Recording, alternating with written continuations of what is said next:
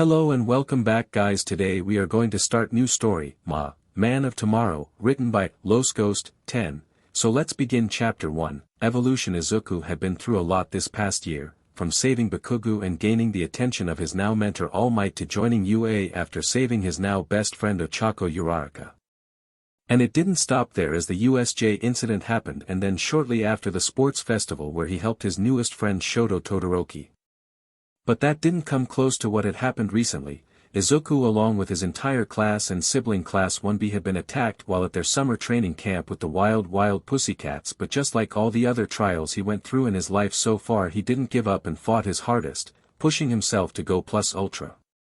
Whether it be the sludge villain, Bakugo and Ida, Todoroki or even Stain and Muscular, he always prevailed. That was until now. Now Izuku kneeled on his scraped knees staring horrified at where he had seen the villains disappear with Bakugo. They were just gone with no way of reaching them all because he was too weak and hurt to get to on them. It took a full minute for the situation to sink in for all those present. Izuku was the last one, and when he did he let out a gut-wrenching scream full of anguish and failure that reached all the way to the camp. It was also at this point he succumbed to the pain his adrenaline-filled body had been ignoring. He passed out in the arms of his friends and classmates with his last thought being of his old childhood friend Kakakin. I couldn't save you. I was too weak. Inside One for All, our green-haired protagonist wasn't sure how long it had been, but when he opened his eyes to see a void of swirling energy he quickly started to panic. He sat up and got an eye full of his surroundings, or to better described as a lack of one. He appeared to be in a misty and shadowy place with the only thing being inside of it was an island of concrete he currently stood or sat upon. This confused him greatly, mainly due to him remembering being in the woods after failing to save Bakugo and now was in, well, he didn't know what to really call it. Getting up fully he walked around the concrete island looking for anything of interest that could explain why he was here and maybe what here was. It was however a fruitless endeavor, as he soon found out. There was nothing here, and Izuku started to panic. Okay, this is bad, really bad. Did I die and this is purgatory or something? It would explain the nothingness and the fact I don't feel pain from the injuries I had received from my fight earlier with Muscular. But what about Dash? His muttering started up as per usual, and to the figures who were watching just face-bombed or giggled and laughed at the broccoli's habits. That was until a feminine voice spoke up from behind him. Sheesh kid, you sure know how to talk, though it is sort of cute in a weird stalker type of way.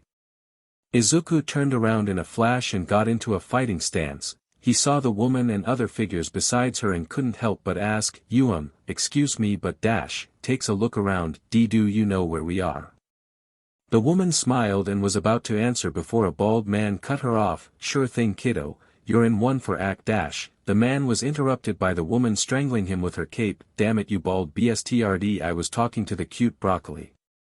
Blinking at the sight of the two fighting, Izuku looked over to the others and raised an eyebrow. Two of the men weren't looking at him and the others were sort of strange in Izuku's opinion. One was frail with white unkempt hair. To his sides were a man made of golden flame which felt familiar to him, and a shorter male with a high collar jacket with short black hair, and a little off to the side of them standing alone was a tall lanky figure with grey hair and a strange line going down his face. Can one of you explain, since they appear to be occupied? Izuku said, giving the two who were fighting a glance. The other's sweat dropped and the white-haired one stepped forward. Yes, I believe I'd be the best to do that since I was the first. To keep it simple, you're inside One for All and we are the past users. That's the second and third over there, and this is the fourth, Hikage Shinomori. The tall bald one is Daigoro Banjo and is the fifth, and the other next to me with the tall collar is the sixth, named En.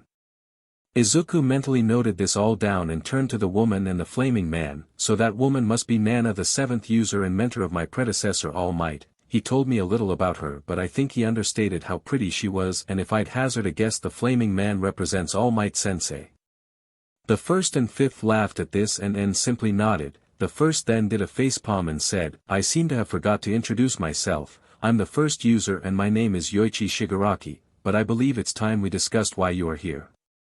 At this Izuku perked up and looked at the first with his full attention. Yoichi, seeing this, gave a LN approving nod and started to explain. So you basically evolved the quirk to something even we who are inside of it are unsure of. But I must commend you on the genius idea of having one for all active as long as possible in a low percentage and gradually upping it once you get used to it, although I think figuring out a way to have it on while you sleep was a little too much even for us.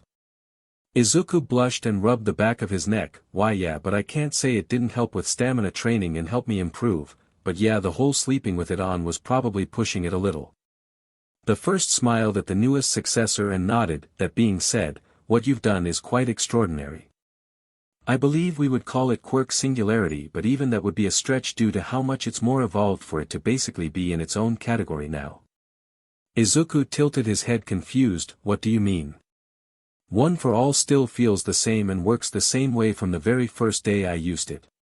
At this, Nana shoved the unconscious body of Banjo to the side and brushed herself off. Oh, but that's because it never had the time to fully integrate the new changes. Think of it like a update on your phone that you put to update at night when you're sleeping. It's kinda like that, but with an extremely powerful quirk that's gonna become even more powerful and do things that we have basically no idea about. Holy All Might! Are you serious? The Greenette shouted. Nana giggled at the fanboy and patted his head. Yup, so basically you're getting a new and improved one for all. And not just that, but we think you'll maybe get our quirks too, or a form of them, since we don't really know anymore since it's changing so much. Izuku was even more surprised to hear this. I am gonna have more than one quirk. That's outrageous. Maybe I'm just having a fever dream or something from the drags the hospital have gave me. The tall brunette woman rolled her eyes and flicked the green-haired boy on the forehead. Hey. None of that, we are super real, so don't get your fanboy panties in a bunch. Izuku pouted and rubbed the spot where he got flicked before he realized this was all real. Oh okay, so, I'm gonna become more powerful than even All Might after this. I mean seriously, with that many quirks and with one for all getting stronger with every time it gets passed down, that would mean I would already become stronger than All Might. Hut, with this newly evolved quirks I would have more of an arsenal to use and dash. Once again he started rambling, making everyone's sweat drop. Even the now awake Banjo sighed and rubbed his neck. Nana, your successor sure does know how to pick M. At least he's not into that weird stuff like N over there. N sighed and rubbed the bridge of his nose. For the last time, I'm not into BDSM. Just because I wear a leather jacket with a tall collar doesn't mean anything, and if anyone here was into that stuff, I'd be you with that leather jacket exposing your chest and your quirk that can bind people. Banjo turned and growled, you're just jealous that I have a useful quirk for combat and you don't. The two started bickering like siblings, finally knocking Izuku out of his ramblings and making him notice that he started feeling strange. Guys, I'm feeling pretty weird, like super weird. The others looked his way and were surprised at what they were seeing. For one, Izuku's once blackish-green hair was now a blackish-blue, and his eyes, which were once green, changed slowly to blue like his mentor All Might. What? Why are you all looking at me like that? And are you guys getting shorter, or is that just me? Said the now evolving boy. Nana, who was the closest, was the one to speak up. Don't be surprised, kid, but you're kinda changing, like physically changing. It's probably the quirk evolving finally, and these new changes are the outer indicators of it probably. Izuku's eyes widened. Wait, what? How am I changing other than height, since I can kinda tell I'm getting taller by the fact I'm seeing some of you without needing to look up anymore? And what do you mean, probably? Yoichi sighed and cleared his throat to gain Izuku's attention, which he did. By the looks of it, your eyes and hair color have changed to blue instead of green, which is rather interesting. Maybe it might be because Toshinori was your direct predecessor, so maybe some of his traits like eye color were passed down to you. It's quite fascinating actually. Izuku tried to calm himself and gulped before he nodded his head. Okay, is there anything else? Nana walked up closer to him and looked him over. Your freckles have faded a lot to the point you won't notice them unless you're right in your face.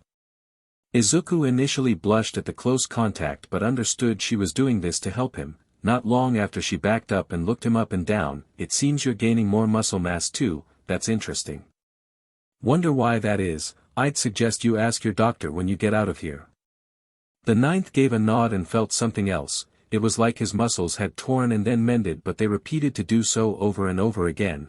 It felt dreadfully painful but soon went away, and along came a new feeling that made him feel almost weightless. Scratch that he was weightless as he started to float up into the air, but unlike Nana who had to gain core muscles and use momentum to direct where she flew, he could direct it with his thoughts, which confused Nana, but Yoichi explained it could be the work of one for all, improving her quirk for him, and it may do the same to the others like he mentioned before. This conversation about quirks evolving went on for a bit as Izuku got somewhat control over his new flight abilities, but the conversation stopped abruptly as energy formed around Izuku's eyes and shot out into the void. It surprised them all because at first it looked like Banjo's whips but soon changed to a laser beam that lost all the black but kept the red. Holy SHT! How do I stop? Izuku yelled out, panicking. Banjo, shaking himself out of his stupor, ran over and placed a hand on his shoulder. Alright, you gotta relax, kid, and will it to shut off. Think of it like a on and off switch in your head, all you gotta do is flip it off. Izuku was still distraught but tried his best to listen to his predecessor and willed the beams to go away. It took longer than he wanted, but he got it under control after a while of trying. Gasping and panting, Izuku laid exhausted after that, but he didn't have time to rest as his eyes began to burn slightly. Rubbing them, he realized he was looking through his hand and was able to see his bones. It freaked him out at first, but when he turned to address it he looked right at Nana, but since he tried turning his new X-ray vision off he accidentally weakened it to the point he could only see through clothes, in this case Nana's clothes. Drip drip drip. Nana quirked a brow as she looked at the ninth user of One for All. Izuku, your nose is bleeding, you doing alright? Izuku didn't respond as his eyes trailed from her chest down to her nether region where he immediately fainted and fell backwards. Nana, seeing this, looked down at herself wondering if she forgot to zip up her costume or something, but it wasn't, so she was confused. Hikage however figured this was his danger sense on a new level. If he was right, Izuku had enhanced senses and in this case his eyes evolved to have X-ray vision. He pitched this idea to the others, making a few laugh and Nana to blush and look away, finding her cape rather interesting. A few minutes later Izuku woke up and immediately blushed at remembering what he saw. He made sure to mentally turn off his new X-ray vision and noticed a few more new adaptations, which were super hearing and that his lungs felt full even when he didn't breathe, probably meaning he didn't need to breathe as much or could possibly stay underwater for long periods of time without needing to resurface like a whale. The rest of his time in One for All was basically the same, with him finding more powers and testing and getting a handle on them. His favorite though was the healing and invulnerability, which from what the past users theorized was One for All, taking in account of his unusually high rate of injuries. That last part irritated him a bit. It wasn't like he wanted to always get hurt, but he just always found himself in situations where he had to protect someone or himself. However, after a while he started to feel like he was fading and the others noticed he was slowly disappearing from inside the quirk and waking up. Nana went and wrapped him up in a hug before he disappeared. Don't worry, you're just waking up, kid. Now when you get out, tell Toshinori, and if you can go and talk to those girls you have crushes on, that'd be great too. And remember confidence and being true to yourself and act natural. Girls hate false bravado. Izuku blushed at feeling her well-developed body against his but agreed nonetheless. Yes ma'am, I'll keep what we talked about in mind.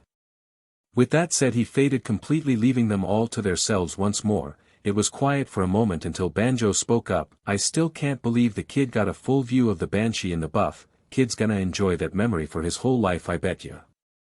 Nana, in a mere second, Superman punched the bald BSTRD and continued to pummel him and ignoring his screams as she did so, all the while the others looked away, trying not to get noticed by the obviously furious woman.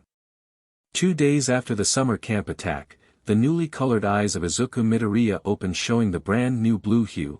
They also showed how groggy he was from waking up after a couple days of being unconscious. He pushed himself up and grabbed his head. After a second he shook away the stiffness and he looked around, noticing his surroundings. He was in a hospital room and he was currently alone. Not waiting for someone or calling a nurse, using the call button he got out of the bed and walked towards the bathroom. Finding he had no muscle fatigue, he made it to his destination easily enough, but when he looked in the mirror he was shocked. He was a lot more different from how he used to be. The color of his hair and eyes he knew already, but the fat on his face had slimmed down and his muscles, now looking at them, were similar to Ida, if not a little slimmer. Sorta what he looks like, but his face is more Izuku-like, if that makes sense. One thing he kinda missed was his freckles. They were always there his whole life, but now they were just gone. It felt weird to see himself with them gone. Well, faint, but they were practically gone with how faint they were now. Sighing, he went to the toilet and used it. After he was done, he washed his hands and left the bathroom, walking right into someone. He caught the person and helped them stay up. "I'm sorry, I didn't notice anyone come in." The person was none other than Momo Yaoyorozu, who wasn't alone, as a good chunk of his class was also there. He could guess the others either weren't ready to get out of the hospital or had gone home to their worried families. "Oh no, we thought this was our classmate's room. It's entirely our fault, but it is strange, I could have sworn the nurse said this was his room," said the appealing Ravenette. Izuku chuckled at this and nodded. "Sorry, but you are in the right place, Yaoyorozu-san. It's me, Midoriya. I just, went through something and my quirk changed my appearance a bit." Momo along with the others gasped at this and looked him up and down. Kaminari, who was next to a very jealous Mineta, couldn't help himself and said, "Dude, you're jacked. Well, more than usual since you were already pretty muscly before, but this is just man. And why is your hair and eyes blue?" Izuku nervously rubbed the back of his head as he explained, "I'm not that much different really. Sure, I'm taller and have more muscle, but I'm still me, guys. Still the same Izuku Midoriya you guys went to class with and train with." One of the people in the crowd of classmates walked up and looked Izuku up and down. This was none other than Kyoka Jiro, who had a bandage on her forehead and a band-aid on her cheek, so the same guy who would get embarrassed from being next to a girl. "Or did you finally grow a little confidence to even let a girl touch you without apologizing and or fainting?" All Might's secret successor Grimace, "He wasn't that bad, okay, maybe just a little, but seriously there are plenty of guys who have problems communicating or just being with women." "Yes, that one, but many have the same problem when it comes to interacting with women, so it's not like I'm the only one with that problem." Kyoka rolled her eyes and smirked. "Maybe, but I prefer you the way you are, you big nerd. Now I'm pretty sure we all came here for more than to come see you, so Kirishima, step up and explain or I'm hitting you with my jacks." Kirishima did just that, and in front of the crowd, he explained the situation and how he wanted to go and help Bakugo with the tracker they had from Momo's quick thinking during the attack. Izuku, after hearing the plan, hummed and nodded that the plan, for however simple it was, could work, but before he could say his answer, Ida and Tsu stepped forward to express their opposition. "Midoriya, you and I both know this should be left to the pros. They have the situation handled, and if we interfere it could possibly endanger Bakugo more than help him." The blue-haired glasses-wearing teenager known as Ida made a valid point, but Tsu really brought it together in her statement, "And it's highly illegal and could get you all hurt if you're not careful."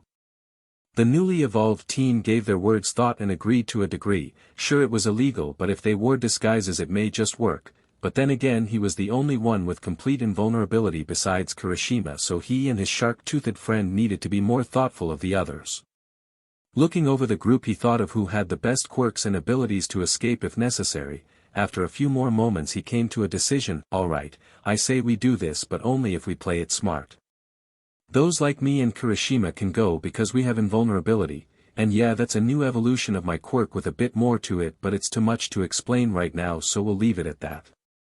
Other than that, Yaoyorozu, Jiro, Ida, Shoto, and possibly Hagakure, if she thinks she's up to it, would be the most likely to be effective and or escape the area if need be."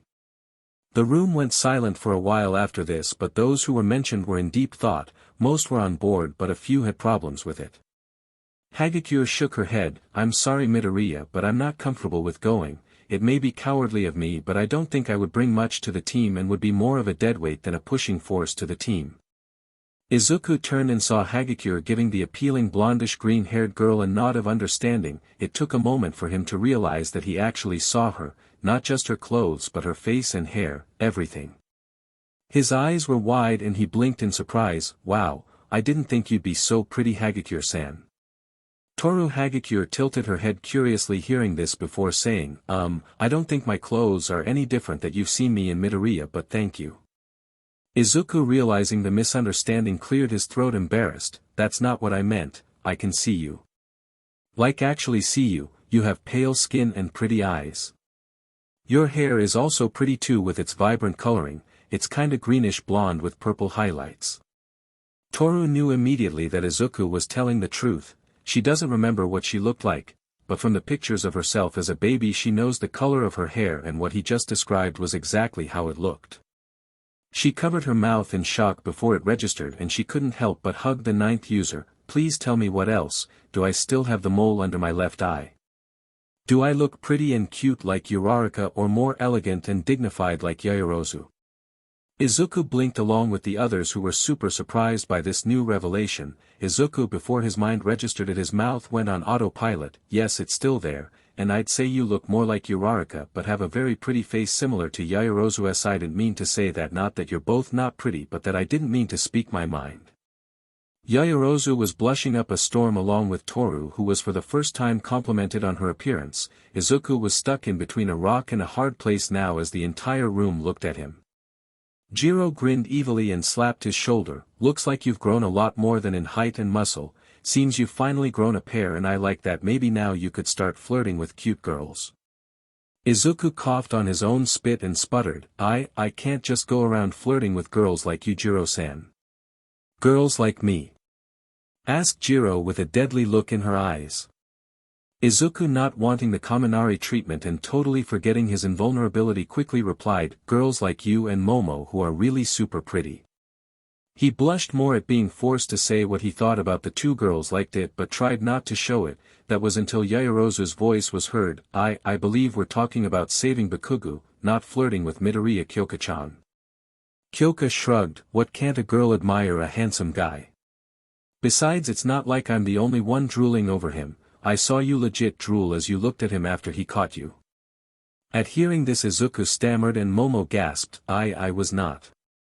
And even if I was, why would you point it out? Kyoka rolled her eyes, obviously because it's fun to see your reactions. I mean, just looking at you makes me smile. From behind her, Kaminari snorted, more like smirked like a maniac. A sharp jab of her jacks to Kaminari's ears were her response, after which the room started to talk about the plan in more detail. The group decided it would be Izuku, Kirishima, Momo, Ida and Kyoka. The rest weren't going but gave their support, and not long after a doctor and Izuku's mother Inko came into the room. Izuku said bye to his friends and that he'd meet up with them later. When he turned, he saw his mother, who was obviously surprised by his new looks but shook them off, just being happy that her son was safe and sound. The doctor who did his medical scan was heavily surprised by the new invulnerability and even more by the demonstration of his flight and other abilities. The doctor eagerly documented each and every ability in detail and updates his quirk registry for him. It took a while because of all of the test, but by the time it was all over, Izuku was a bit mentally tired. It didn't help that his mother kept looking at him strangely. Mom, why are you looking at me like that? Inko sighed deeply. It's just, with your newly gained invulnerability and all these other new powers, it feels a little ridiculous to worry about you, but I just can't help it. Izuku couldn't help it and smiled at his mother, giving her a soft nod. I sorta understand. Just a few days ago I was training to take punches and improve my overall toughness, and now I realize all those heavy punches to my stomach were for nothing. Inko giggled. Yes, I could see how all of that could be wasted. But it also is a little funny. Izuku laughed and gave a bright smile. Yup, can't deny that. Say, have you talked with Auntie Mitsuki? You know, since Katsuki has been taken. His mother sighed at this and looked downcast. I have, but her and Matsuru aren't taking it too well. Strangely enough, Matsuru is the one who set off while Mitsuki is simply worried sick. Izuku stayed silent, wondering if he should tell his mother about he and his friend's plans. He pondered it for a moment until he was brought out of his thoughts by Inko. Izuku, I know what you and your friends are planning. I overheard you while in the hallway. Oh, by the way, which one of those girls are you interested in, because it sounded like you were flirting with two or more of them. The one for all. User paled and face-bombed as his cheeks burned red. I sorta like one or two of them and maybe a few more, but I don't think anything will become of it. I mean, they're all great and amazing while I'm just me. His mother's smile turned to a frown as she sighed. You definitely get your self-doubt from me, that's for sure, but ignore that feeling or voice, Izuku. Any of those girls would be lucky to be with my little superhero. Inko then caressed his cheek while giving him a stern look. You've never noticed, but when it comes to protecting people you're like a different person. You sort of remind me of All Might in a way. So don't let self-doubt get you down, and remember that the part of you that makes you super isn't your quirk, but your heart. The newly blue-haired boy smiled in return and placed his hand over hers. Thanks, Mom. I needed that, but does that mean you're okay with me and my friends going to help Katsuki? Inko frowned for a second before nodding. I'm not particularly happy with it, but I can't stop you. It's in your nature to help people, even those who don't treat you right. Just be careful and protect your friends. I promise, Mom, and I'll make you proud, and maybe if you could go get Yaoyorozu to make me some clothes since I don't think my old stuff fits anymore, I'd appreciate it. Inko giggled and covered her mouth. Oh, of course, and I'd like to get to know my future daughter-in-law. Mum, exclaimed Izuku as his mother walked out the room. Chapter 1 finished. Chapter 2, A New Hope. Our main protagonist had just said goodbye to his mother as she drove off back to the Bakuga residence. He was glad she understood the situation and let him do what he was going to do, but now all he felt was the full seriousness of what he was going into. He and his friends were going into a villain raid to find their classmate, and said villains were the very same who attacked and almost killed them on multiple occasions at this point. It was daunting, but Izuku wouldn't dare buckle under such little pressure. He had done things much more dangerous than this with even littler odds of getting out safely. So with a deep breath and exhale he turned and met eye contact with his group. Momo and the others had just walked up to him and he was filled with determination. The others noticed and in turn were a bit surprised but soon found their own resolve. They all quickly moved in the direction of a clothing store and each got a disguise. Izuku actually didn't need to, since the clothes he got from Momo and the new looks were probably enough to disguise himself, although he was curious on why Momo made him the clothes she did. She had made him some blue jeans, red boots and a blue long-sleeve shirt with some strange symbol on the front that he didn't recognize. In all, no one would question it because of how it pretty much blended in as if he was your average hero fan or something. Well, mostly blended in, as he soon noticed. After everyone came out in disguise he saw how most had jackets or even a turtleneck. In Kyoka's case, that's when he looked around and saw that the people around him all wore cold weather clothes. But for some reason he didn't feel the cold. He wasn't even chilly. In fact, it was probably due to some sort of invulnerability to harsh weather. Maybe it was part of his new abilities he didn't notice yet, since some were more subtle than others. Apparently he wasn't the only one to notice as Kyoka walked up to him and placed a hand under his shirt. You're pretty warm and snug under just a long sleeve. Is that another ability or something? Blushing at the contact of Kyoka's hands directly on his abs he gulped. I think so, but without testing I won't say it is or isn't. Kyoka gave a soft hum to this and laced his hand with hers, causing Momo to pout and the other guys to tilt their heads in confusion. Only Kirishima had a clue of what was happening but wasn't sure, since he didn't see the pair as compatible until now, since he rarely saw them interact with each other. Guess Midobro is good at getting girls, maybe a little too good if Yaoyorozu's pout is saying anything. Thought the red-haired shark boy. Momo Yaoyorozu was unsure why her heart felt a pang as her best friend held hands with Izuku, and absent-mindedly went over to the two and grabbed Izuku's other unoccupied hand, making the guys except Kirishima even more confused. Clearing her throat, Momo spoke up. I believe the saying is, sharing is caring. It would be rather rude to not help warm up our hands, Midoriya-kun. Izuku blinked in disbelief but went along with the request. Sure, I'm okay with it, but don't you two feel awkward holding hands with someone like me? Kyoka rolled her eyes at hearing this. If by someone like you mean a handsome guy who is a perfect gentleman, then yes, I think we'd like to hold your hand and absolutely won't mind if it's you. In fact, I think Yamamoto and I would especially like it if it was you holding our hands. Momo, still feeling strange in her heart but now slightly different, agreed with her purple-haired friend. I must full-heartedly agree. I personally would love it if you held my hand more often, if that's okay with you, Midoriya-kun. The ninth user Simple shook his head in agreement. Well, if you're both okay with it, then sure, I'd hold you hands if you ask, but I think it's time we start walking since we're becoming a public spectacle. Indeed, apparently having two girls fawn over one handsome-looking young man would gain the attention of others, to the point some even started taking pictures and videos of them. Sadly, this would have unknowing effects in the future. With so much attention on the group, they all ran off and started on their way to the marker on the GPS. It took them a while, but they soon arrived at what seemed to be a warehouse in the industrial district. Problem was, it was nearly morning by now with how late when Izuku was released and met up with his friends. The little shopping trip just took more time out of their little operation. Yet thankfully the raid, from what Momo heard, was being conducted in the morning to catch the villains off guard. This also meant they needed to be quick and spot Bakugo as soon as possible to be able to get him out. The group walked towards the building with Izuku using his X-ray vision to see into the building. What he saw made him grimace, which was noticed by Kyoka. "What is it, Beefcake? You sense something off." Izuku didn't blush at the nickname since he was in his more serious persona. "I used one of my new powers, that being X-ray vision, and looked into the warehouse, and it's super not good."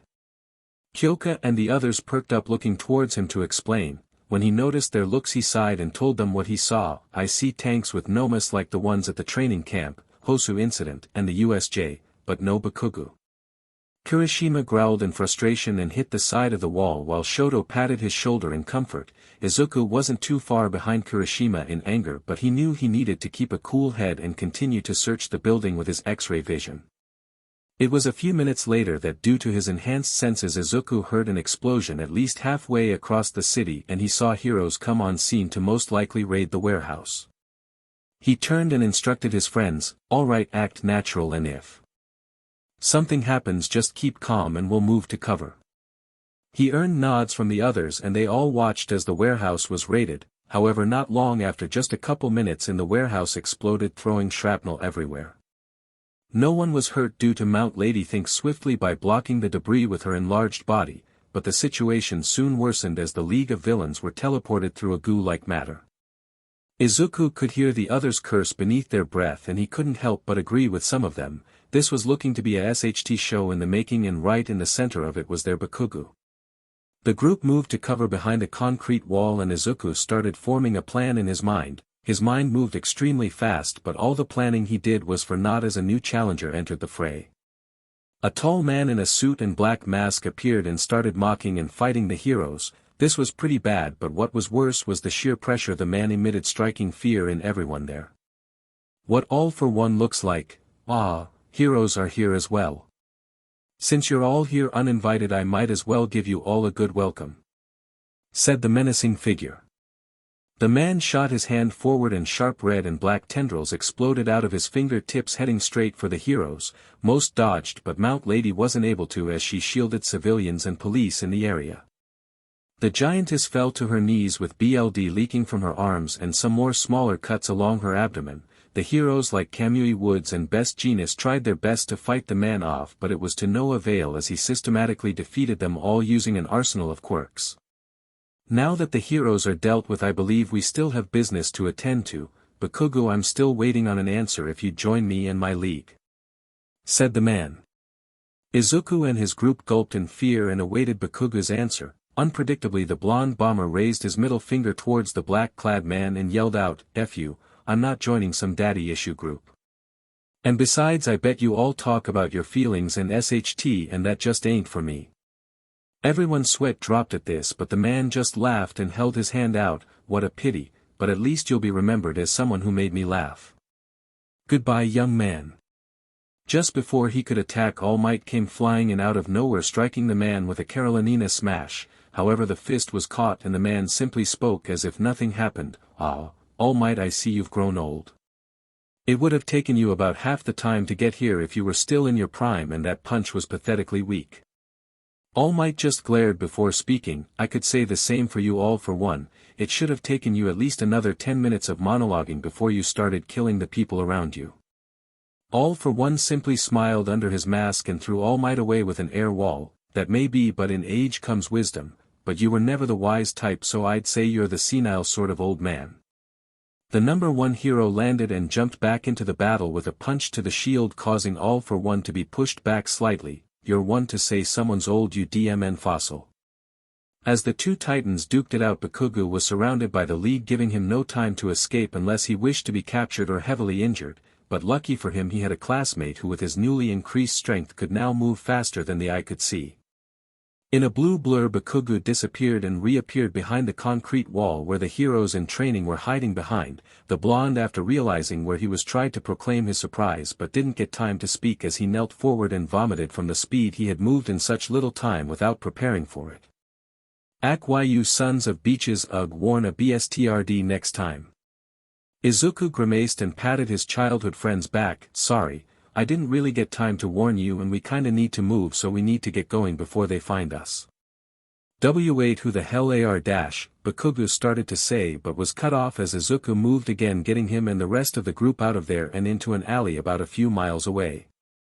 This time all of them clenched their stomachs and a few like Bakugo, Kirishima and Kyoka vomited in nearby trash cans. Izuku seeing this sked and through his teeth as he felt sorry for his companions, but he also knew it was for the best to get out of there as quickly as they could, so didn't say anything.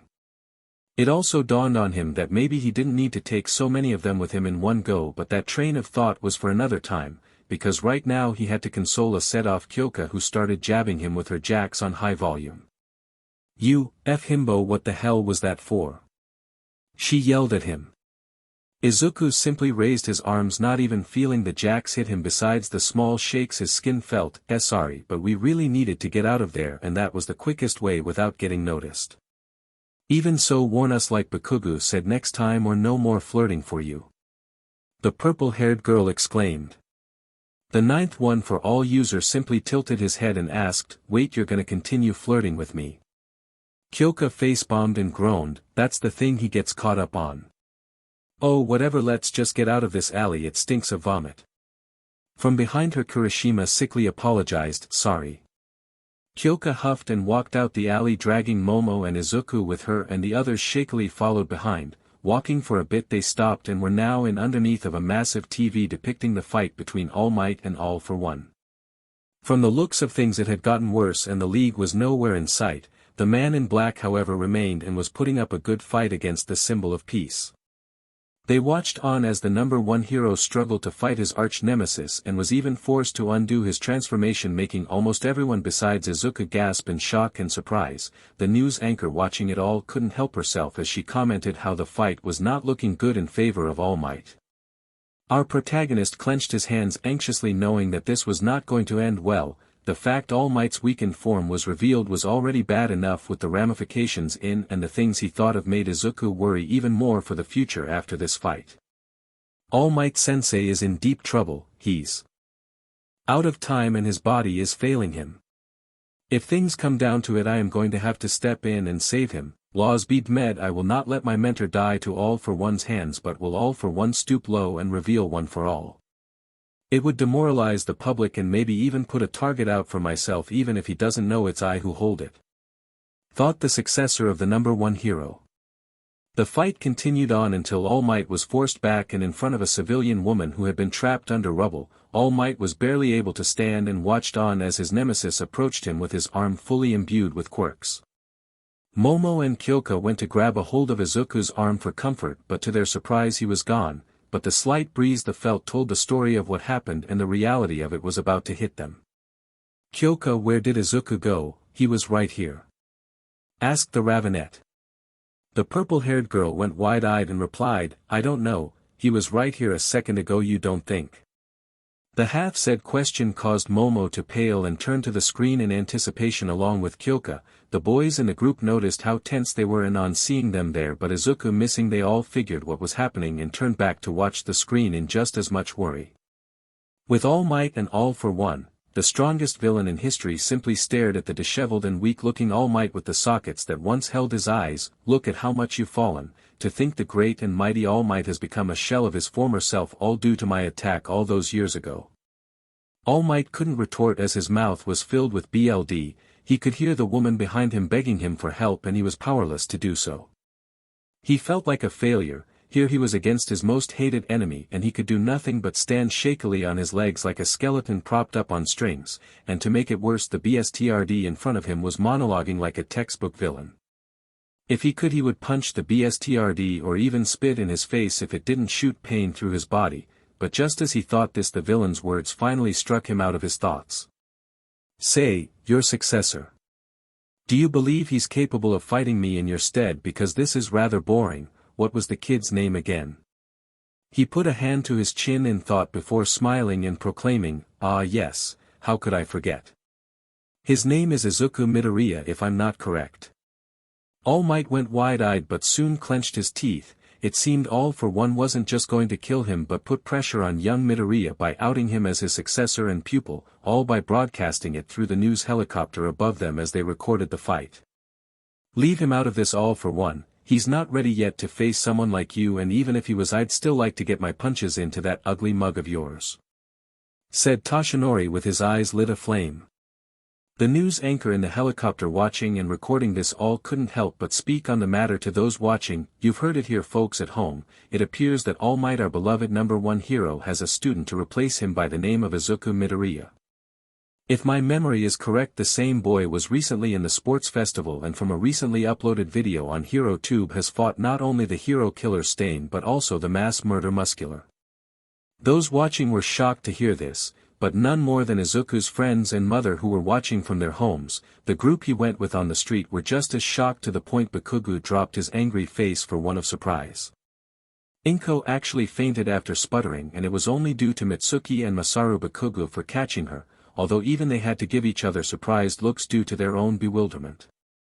All for one hummed at Toshinori, putting his hand to his chin once again. "Ah, so you admitted it. I thought I'd have to bring up how long you've been training him, but I guess that was for naught. It'll be entertaining how the boy reacts to your dead corpse in my hands when I go and visit him after this. I can't wait to see his expression of horror, and maybe take a picture to look at after I dispose of him." The #1 villain powered up his arm with multiple quirks, even more, about to finally end the 8th user of his brother's accursed quirk. "Say hello to Nana for me, and tell her how much of a failure you are for failing your student just as she had." What he currently looks like with his arm powered up, All Might tried to pour one for all into his arm to block, but the quirk was past the point of being embers and were now ash in the wind, so with a small sad smile he said his last words. "I'm sorry, Midoriya. I hope you can move past this and grow stronger than I could ever imagine." The fist of All for One shot forward, and the villain flew towards his enemy with a sick and demented smile on his face. "Goodbye, All Might." Toshinori closed his eyes awaiting the impact, and all those watching held their breath, horrified by what they were seeing. Many prayed for a miracle to save their beloved hero. WHCH felt so foreign for them to do. And yet it appeared that those prayers were heard as a miracle happened. All for One, who was flying towards Toshinori, was hit midair and sent sailing into a few buildings, and finally stopped after landing in an overturned apartment complex. Toshinori opened his eyes after a few seconds of not feeling any pain, when he saw a tall muscular young man with blue hair and eyes similar to his own floating similarly to his mentor Nana. He was unsure if he had died or not. But how the young man turned towards him and flew over, hugging him in a tight embrace, he somehow knew it was real. The cherry on top was when the very recognizable voice of his successor came from the young man. "All Might Sensei, I made it just in time. Are you okay? Do you need me to get you medical attention?" Toshinori was confused for a moment until he realized that the boy in front of him was his successor and student. "Why, young Midoriya? How do you look like this, and what in Kami's name are you doing here?" Izuku rubbed his neck nervously as he sheepishly explained. "It's complicated, but basically my quirk evolved and changed my appearance a bit, along with giving me new abilities to go along with my super strength. And as for why I'm here, well, it's a hero's job to meddle where he's not supposed to write. You taught me that, and I won't let your teachings go to waste, especially when it means saving your life in the process." Toshinori couldn't believe what he was hearing, but after a moment formed a soft smile. "I did a good job teaching you about what it means to be a hero, but maybe I did too good of a job. You do know you'll be in big trouble after this, right, young man?" The 9th user grimaced a little bit, gave a reaffirming nod. "I know, and I'll take any punishment placed on me, but I think we have bigger things to worry about at the moment." Turning around, Izuku and All Might saw All for One coming out of the rubble of the building he was flung into and brushing the dirt from his suit. "Ah, the successor arrives just to die with his MSTR, how very touching." Izuku glared and started to float off the ground, strong words coming from a man whose face looks like the potatoes I peeled a few days ago. All for One hummed before he clapped. "Now that's surprising. From my reports on you, you're supposed to be a weak, stammering little boy. I wonder where all this bravado is coming from." The teen just crossed his arms, looking the villain with a stern expression. "Well, like my mother told me, don't let self-doubt get me down, and remember that the part that makes me super isn't my quirk, but my heart." The villain just groaned hearing this. "That has to be the corniest thing I've ever heard, and I've had that blonde buffoon as a nemesis, so I'm an expert of corny hero talk at this point." Izuku couldn't help it as he blushed a little but held his ground. "Then it seems the time for talk has ended. I'm putting you in bars for my MSTR and all those before him." Those watching couldn't believe why they were seeing. the same boy they heard was All Might's student was about to face off against the very same man who beat the #1 hero with no sign of fear. At this moment many across the world started to hope again and began believing in Izuku Midoriya, the boy who faced off against the strongest villain with absolute resolve and will. All for One smiled and replied to the boy with his arms spread out in a taunting manner, "Then come face your death, let's see how you compare to your sensei." The two started their fight with Izuku flying in and punching the villain back into the building he was previously smacked into, but this time Izuku followed behind to deliver a combo of punches that shook the earth beneath them. The ground broke apart and the building was turned into rubble in just a few punches, however All for One was able to force Izuku back with a concussive blast from his palms, shooting the blue-haired boy into the air, just barely missing the news helicopter. The villain used a spring quirk to jump up towards the young man and delivered a haymaker to his gut with his hand that turned into a spiked club, but to the villain's surprise Izuku didn't budge or seem hurt at all by the attack and retaliated with his heat vision, blasting him into a crater. It took a moment for All for One to get out of the crater and smirked viciously, "Nicely done, boy, but it's quite shocking to see how that quirk of yours has evolved. It also reminds me of my own, if in a smaller scale due to only having a couple abilities, though a quirk that belonged to my very own brother would of course be somewhat similar if you think about it." The world watching all in unison gasped hearing this new revelation. To think the boy who trained under All Might had the same quirk of the villain he was now fighting, it was sort of poetic in a horrific deranged way. Izuku didn't respond as he dove down at what he could only think was 100 miles per hour, slamming his feet into the villain's chest and holding him down with his strength. He then started pummeling the 100-year-old villain into the crater, making the hole deeper and shaking the entire city. This went on for a few good seconds before All for One used a earth-shaping quirk to punt Izuku off of him and into an adjacent building that was still barely standing. The villain, after regaining a bit of his cognition, used a boosting quirk along with a metal manipulation quirk and telekinesis quirk to force the building to collapse in on itself with the boy still inside until all that was left was a giant metal sphere. "Ha, that shows you, brat. For a user of my brother's quirk you did pretty well, but even All Might in his prime wouldn't be able to get out of that without going past his limits, so I know you won't be able to escape." Izuku, who was inside the ball, grunted me groaned as he struggled to escape. The villain's words didn't matter. If people needed him he'd go beyond his limits and succeed, and now that he knew he needed more power he'd stop holding back like he currently was. The villain turned to the helicopter to gloat about his victory over the boy. A creaking sound could be heard, but it was too faint for anyone to hear. "Do you see this, Japan? Even your last hope failed to defeat me. The boy who had the #1 hero's quirk passed onto him failed, and now you have no one left to face me. But don't worry, I won't kill you all as I need subjects to rule over." It was then that a loud creaking of metal was heard from the giant metal sphere. Turning back towards the ball of metal that used to be the building, cracks could be seen forming throughout it and the world looked on in amazement. "Well, SHT," exclaimed All for One before the ball of metal broke apart and Izuku zoomed toward him and grabbed the collar of his suit. In seconds Izuku dragged the villain high up into the air but didn't stop until they reached the atmosphere where Izuku planned to go all out on the villain. All for One had burn marks around his body that he was struggling to heal, as he also needed to focus on healing his brain from the lack of oxygen and pressure put on his body. It was finally now that he understood why the boy took him here.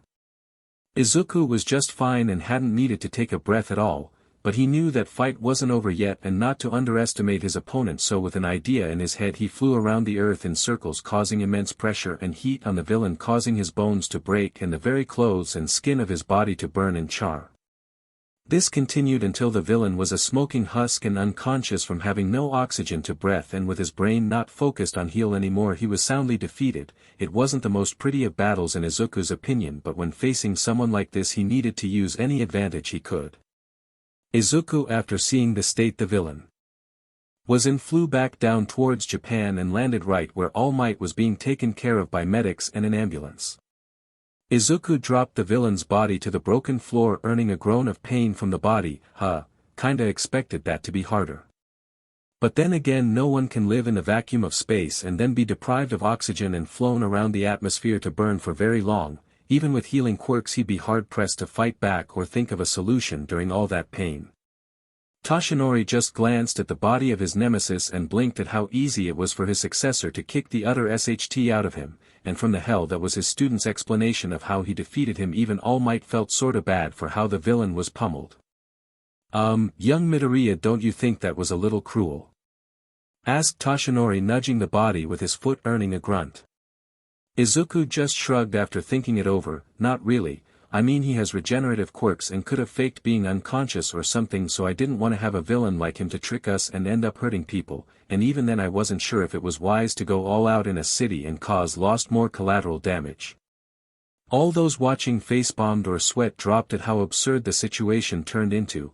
At one moment they were watching their beloved number one hero fight for his life, but now they watched that very same man's student basically dismantle the villain who was terrorizing them and revealed lots of secrets. It didn't take that long for a few police officers and heroes to arrive on scene and help cuff All for One and start helping the people who were trapped in the destruction of the battle. All Might, now looking at his successor, noticed a new jarring detail he had missed as he was too preoccupied with how terrible All for One looked. "Midoriya, my boy, I think you should go home for the time being." Izuku turned and tilted his head at his sensei. "Why is that, All Might sensei?" Toshinori blushed and turned away with a grimace. "Well, to put it simply, you sorta burned off all your clothes and are now standing naked with the news helicopter still recording you." "Wait, what?" Looking down at himself, Izuku found that he was indeed naked, and after looking up saw mostly everyone looking or turning away awkwardly.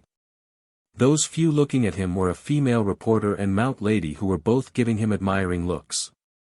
"Okrip," spoke the boy as his entire body glowed in a deep blush. Chapter 2 finished. Chapter 3, Parents and Dorms. Izuku in a blur of speed flew out of Kamino and towards his home, all the while mentally berating himself. "Oh Kami. They saw everything and I didn't even notice." In a second he arrived at the front door of his apartment and fumbled with the spare key to enter. After unlocking and opening the door, he dashed inside, closing and locking it behind him. He ran towards his room looking for clothes but remembered he outgrew them all. "Shoot, I'll have to borrow some of Dad's old ones." Going towards his mother's room, in a towel he wrapped around his waist he retrieved some old dusty clothes from when his dad was still alive. They were more formal than he would have liked, but a button-up shirt and dress pants were a lot better than nothing. After dressing himself he went and fell face first into the couch, letting out a deep exhausted groan. "I can't believe my luck. First Bakugo gets captured and one for all's relationship to that villain were revealed, then my fight with that villain, and now this. Can my luck get any worse?" Ding dong rang the doorbell. "Oh, you've gotta be kidding me!" exclaimed the poor teen in an emotionally tired voice. Getting up from the couch he used his X-ray vision to see through the door. This allowed him to see a few reporters and cameramen. All Izuku could do was pale at the sight. "How did they find out where I live already? The fight literally just ended." He wasn't able to panic for long as shouting could be heard, and when he looked through the door again he saw his mother holding back his Auntie Mitsuki from kicking the butts of the nosy reporters. "Huh, what good timing in their part. Oh God, I'm getting a scolding from Auntie Mitsuki. I'd rather deal with the reporters than that," the blue-haired boy cried out dramatically. The door soon opened and in came Bakugo's parents along with Inko. They entered into the apartment's living room where they saw Izuku sitting with a pale face. "Hi Auntie, Uncle, what brings you to our home on short notice?" Mitsuki rolled her eyes at the question before going over and smacking Izuku upside the head. It didn't hurt him, but it did make him look down since he didn't want to hurt her hand by not moving with the smack. "What the hell were you thinking? That was super stupid to fight such a strong villain, and what's this talk about you being All Might's successor or whatever?" yelled the irate blonde. Chuckling nervously to himself, Izuku tried calming the woman down. "That's a secret between me and All Might sensei, and besides, isn't it better that we go and pick up Kaken before he gets mad that I left him with the others?" Mitsuki just glared at the teenager for a second before conceding. "Fine, we'll get the brat, but once that's over we're going to have a talk with All Mighty and we're getting answers." Izuku gulped at the woman but nodded in agreement while thinking, "Sorry All Might, but it seems you have one more tough opponent to get through before really retiring. I just hope she goes easy on him." Before much more could be said a knock was heard at the door. Mitsuki, thinking it was more reporters again, grumbled about stupid vultures and how she'd show them why you don't mess with people and mind their DMN business. Stomping towards the door she opened it with anger burning in her eyes. but that anger went away as soon as she saw the principal of UA, and along with him were a couple heroes, those being Eraserhead, Present Mike, and finally Midnight. The Chimera smiled joyfully at the woman. "Ah, I do believe you're the mother of young Bakugo. It's good to meet you again, but we're here for Midoriya if you could get him for us." Mitsuki narrowed her eyes and crossed her arms. "And what are you gonna do with him?" Aizawa at hearing this sighed and explained, "We're merely going to talk to him and bring him to the hospital where All Might is being kept and have reports of your son being at, not only to get him checked out for any injuries but to get answers from both Midoriya and All Might on what exactly is going on." He also grumbled under his breath about the fact the rat probably already knew and just wanted to see the drama of them finding out for themselves, but luckily only a few heard that last part. Mitsuki glared for a moment before sighing and rubbing her head. "Fine, but when we get there I get to ask some questions of my own." Nizu gave a nod of understanding. "Of course, that is perfectly fine and reasonable." The blonde woman gave a nod and went inside to get the others. When she came out to the door with them, Izuku greeted his teachers apprehensively. "Good morning Midnight Sensei, Mike Sensei, and Aizawa Sensei, and hello to you Principal Nizu." The teachers greeted back in variously different moods. Mike was happy to see the young listener while Aizawa was irritated, Nizu was joyful as usual, and Midnight, well, she had a nosebleed, so that said enough. They exited the apartment complex just to encounter the press right before they got to the car they were taking. A few young reporters charged forward to try and get a scoop on Izuku but were harshly pushed back by Aizawa, who flared his quirk. "Get back, this is a minor and you will respect him and his privacy. If you wish for a statement about the Kamino incident then you'll have to wait for an announcement scheduled for tomorrow," said the rugged-looking teacher. The reporters were still visibly wanting to speak to Izuku, but due to law they couldn't without permission from his legal guardian, and from the looks the adults were giving them they weren't getting said permission. Most left, but some of the more seasoned reporters turned to Nizu for more details on the announcement. One female with lilac skin and black eyes that Izuku found similar to his classmate Mina spoke up. "What she looks like, Principal Nizu, when exactly can you estimate the announcement to be made and where if it's not too much to ask?" Nizu turned to the woman and said, "Ah, if it isn't Miss Chitose Kazuki, I knew you'd come to such a big scoop. To answer your questions, the meeting will be around noon and will be taking place in the front of UA." The now named Chitose gave a nod after writing the information down on a notepad. After she was done she looked up and said her goodbyes, but not before giving Izuku a calculating look. The reporters soon dispersed and Izuku's group were able to get in the black SUV with Aizawa at the wheel. As the car started and drove off towards the Muzutafu hospital, Izuku couldn't help but ponder on the reporter that looked at him strangely. For some reason he felt like she was off in some way, but for the life of him he couldn't pinpoint why he felt that way other than that she was very smart and calculated in nature. He continued to think about her for the rest of the ride to the hospital, finally coming to the conclusion that something was just off with her and he would try and ask Nizu about her since he knew her by name.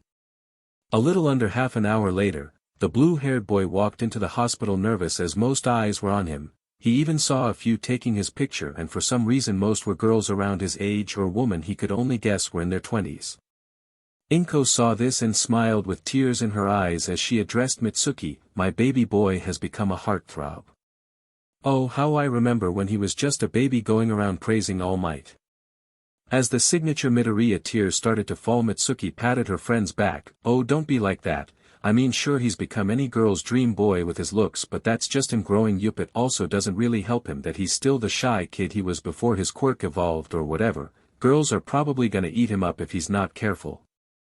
Hearing this just made Inko bawl her eyes out harder, making the entire group sweat drop, but not long after this they approached a group Izuku was all too familiar with except for a few exceptions. When they saw Izuku and his group, two very angry girls walked over to him and pulled his ear, making him lean down to their levels. The ravenet of the two chastised him. "Midoriya, what in the blazes were you thinking flying off like that and getting involved in the battle of a hero and an extremely dangerous villain?" The purple-haired girl asked right after her partner, "And why didn't you realize you were naked on live TV sooner? The whole world probably now knows about your butt dimples." Izuku blushed and raised his hands in defense. "Sorry Yamamoto-chan, Kyoka-san. I just couldn't help getting involved when it was my sensei and mentor, and as for the whole naked on TV part, well, I actually wish I noticed sooner too, since I was super embarrassed." Momo and Kyoka huffed at his response as if they already expected these answers, and that was probably cause they did with the type of selfless person Izuku was at all times while also being a giant shy nerd with terrible luck at times. Sighing, Momo let go of his ear along with Kyoka. The taller of the two gave him a stern look and spoke in an even sterner voice. Once we get back to classes, you are not leaving our sides at all unless it's for the bathroom or changing rooms. At this his point, neither of us can trust you not to get in trouble. Izuku paled at this and tried defending himself. I don't get into trouble all the time. Kyoka raised an eyebrow at this and crossed her arms under her budding bust. Oh really now? Because if my memory is correct and it DMN well as I remember you getting into the sludge villain incident, the entrance exam where you destroyed the zero-pointer and saved Uraraka, the first battle training exercise with Bakugo, the USJ, Stain, the training camp with Koda and how you fought Muscular and after which you went to find Bakugo, and now this whole situation. Does that sound like you don't get in trouble wherever you go? Because to me it sure as hell does.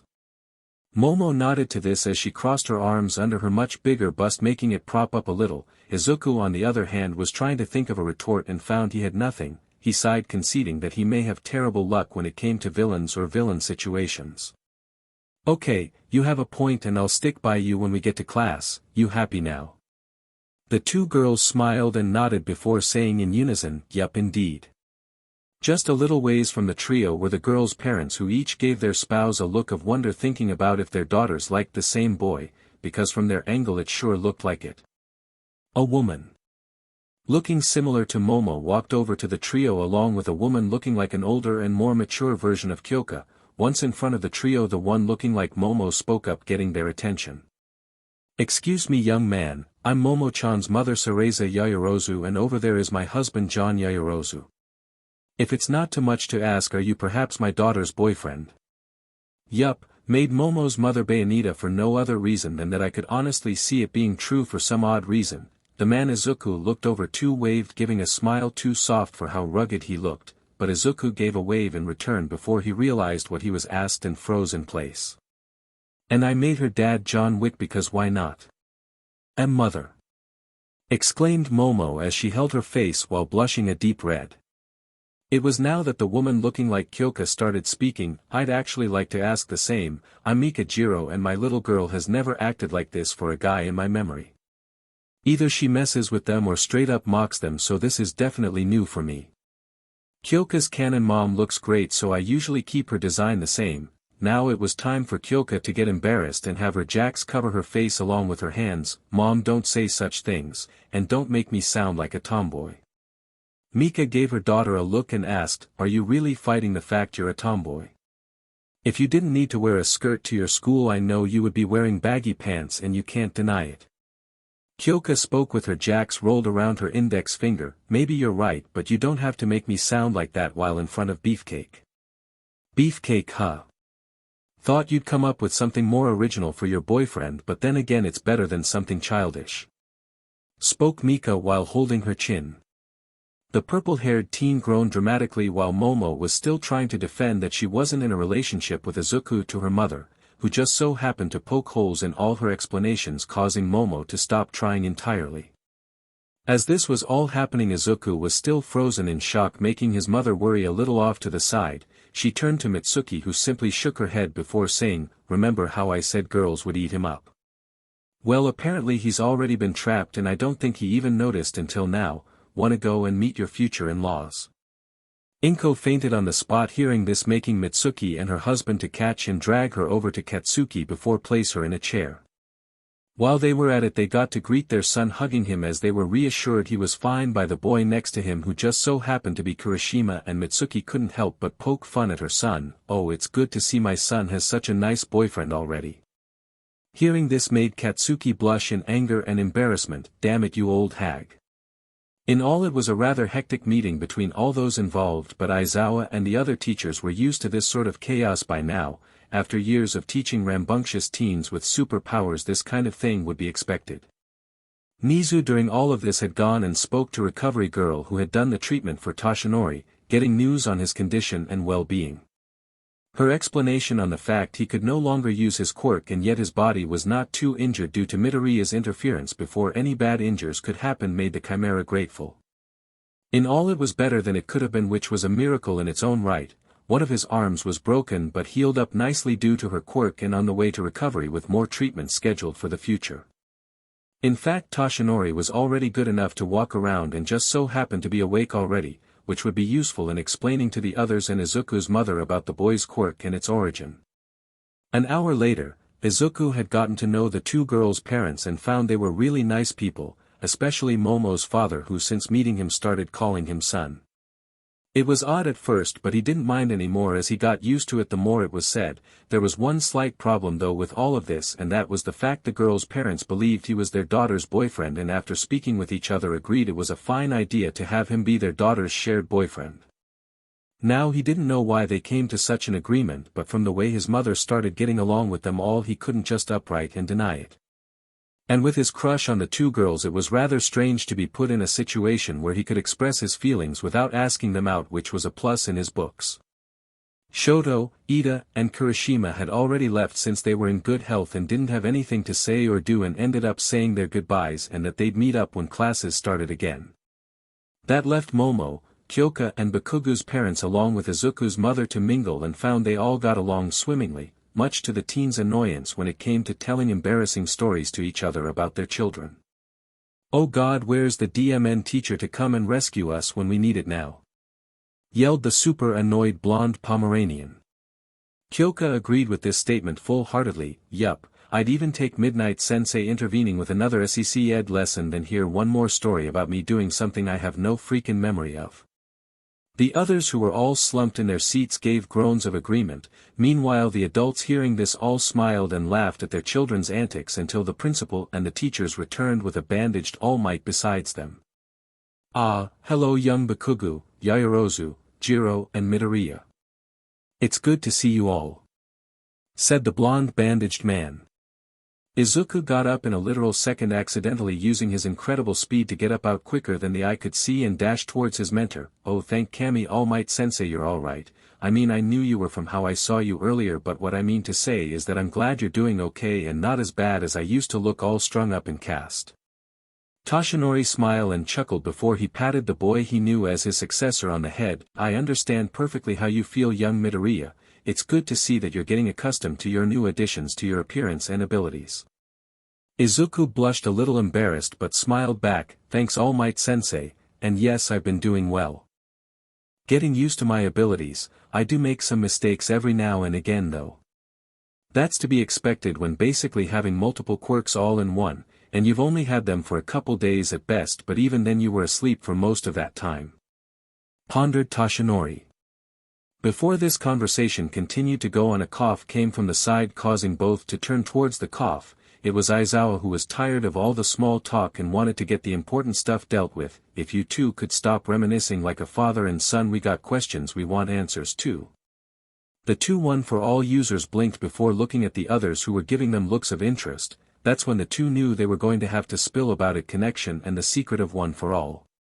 Especially since the public would probably be getting it explained anyway. There wasn't really a problem with it, the only problem was how long it would take and all the extra context needed to be explained. "Okay, I guess I should start from the beginning," started Toshinori Yagi, also known as All Might, getting into the nitty-gritty of it. A few hours later, it had been quite some time since the secret that was One for All was revealed. And not only that, but Izuku's life before UA and his struggles of living quirkless. Izuku still remembered how his mother cried and how Bakugu looked down guilty from it all. What was worse was when Momo and Kyoka hugged him as they cried. He had long ago became numb to those days of being quirkless, but seeing how the others reacted made him understand just how bad it was. Hell, even Nizu and Aizawa looked like they were planning on burning down his old school. And that's not with mentioning Uncle Masaru, and Momo's father John looked so cold that Izuku thought they were planning on assassinating the staff of Aldera. That was a while ago. Now Izuku was just finishing up going through extensive tests that Recovery Girl wanted him to go through, and the results were actually shocking to say the least. "Wait, so you're saying I'm absorbing sunlight and turning it into energy to strengthen my body even more? How is that even possible?" asked the blue-haired boy.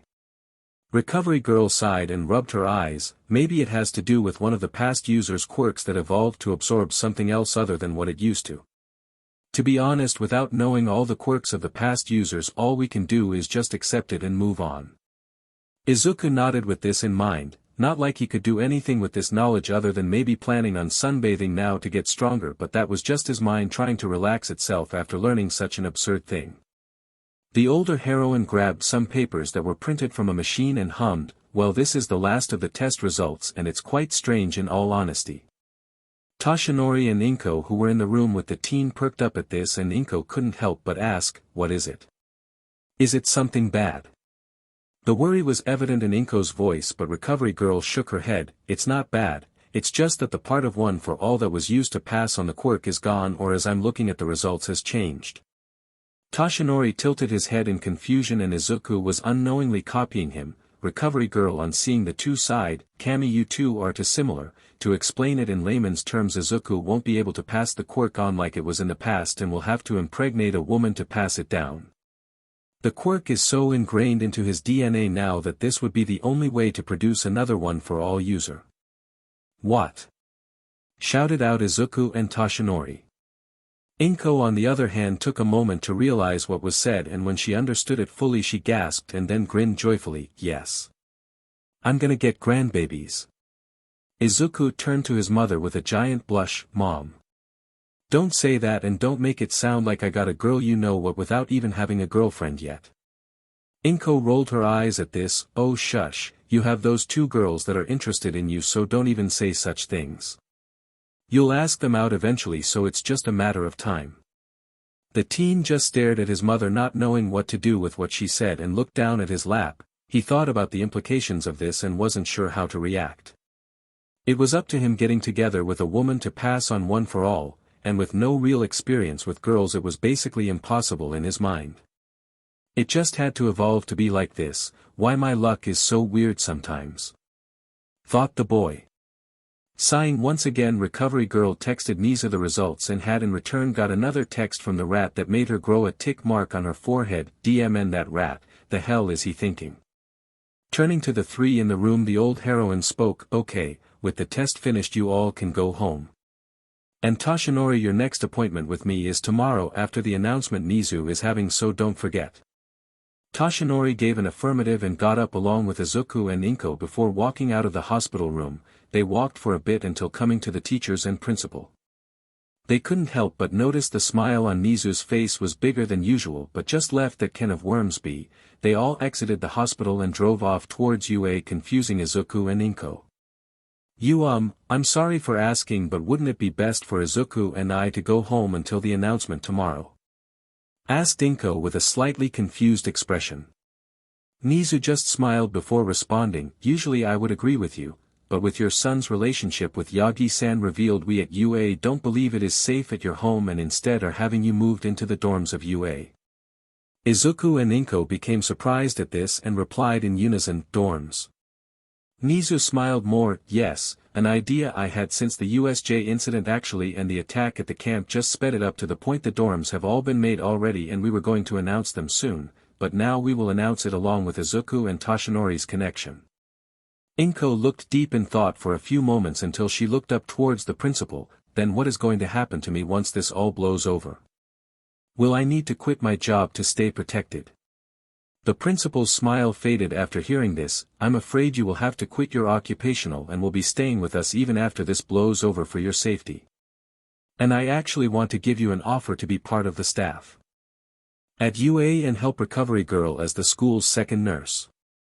Inko went wide-eyed in surprise before stuttering, But I can't take such generosity, it doesn't seem right for me to have such special treatment."